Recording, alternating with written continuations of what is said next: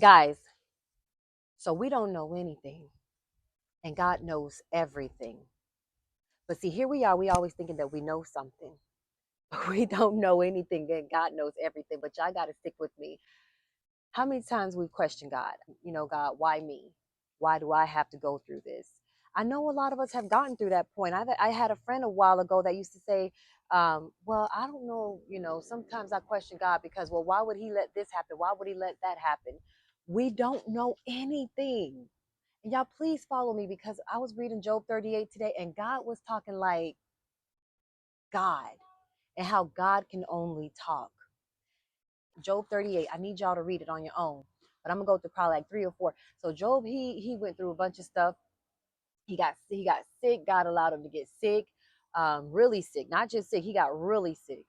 Lost his kids. They died. Lost his finances. A lot was going on with Job, and so he had a lot of why me kind of questions. But then he also thought that he had some answers, and then he had his friends who think they understood why God did what God did. But anyway, so finally God comes and he says, then the Lord spoke to Job out of the storm and he said, who is this that obscures my plans with words without knowledge? Come on now, God. You got a lot of words, but you ain't got no knowledge. Brace yourself like a man, because he's talking to Job. Brace yourself like a man. I will question you and you shall answer me. Where were you when I laid the earth's foundation? When I tell you, that took me back.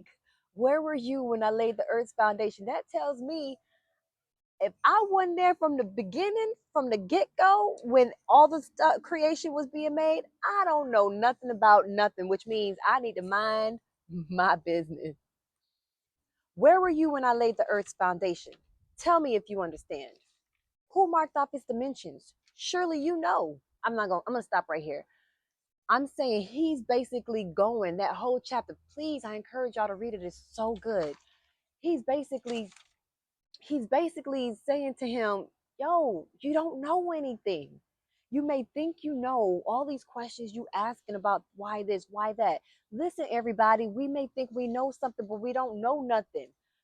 Stop asking all these questions, all these why me questions. Can the clay say to the potter, what are you making?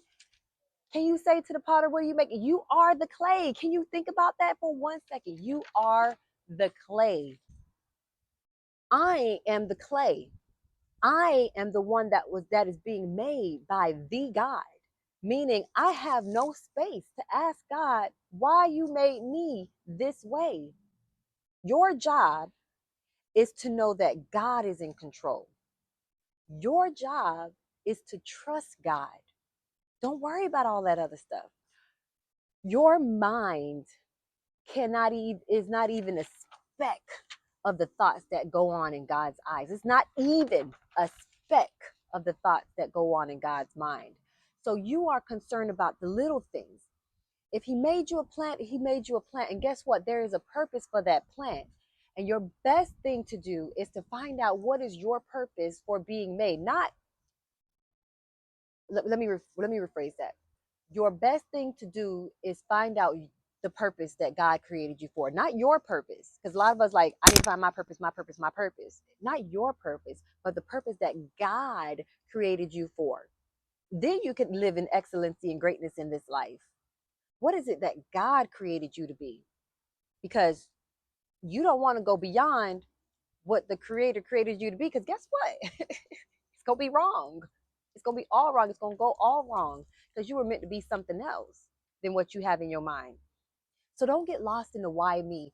Why why am I made like this? Why did I get born into this family? Why is it that this is happening to me? Forget about the all whys. Forget about the whys and seek the purpose that God has created you to be here. Why is that? And I know I'm saying a lot of whys. Because you don't know nothing and God knows everything. God is in control. And your job is to trust God